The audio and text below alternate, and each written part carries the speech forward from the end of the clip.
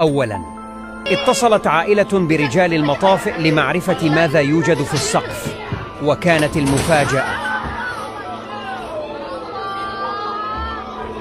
ثانياً، هل سبق وأن شاهدت بقرة برمائية؟ هذه واحدة. ثالثاً، هل انقلبت السلسلة الغذائية؟ شاهد سلحفاة تلتهم قرشاً.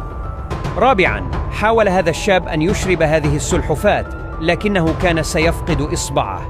خامساً، لا تحاول العبث مع التمساح.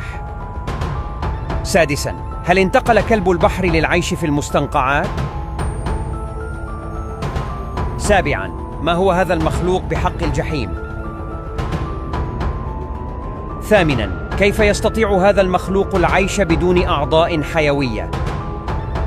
تاسعاً، هل شاهدت من قبل قملة بحر شفافة؟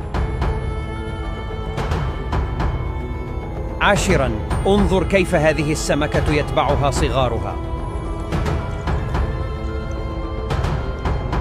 11، سرب من الدلافين يلهو في مياه المحيط. 12، لا تفكر أبداً بإدخال يدك داخل فم هذه السمكة. 13، مخلوق غريب يراقب الصيادين. 14، سمك الراي يحاول الطيران. 15، هل هذا فعلاً تنين أم خدعة؟ 16، من يريد السباحة؟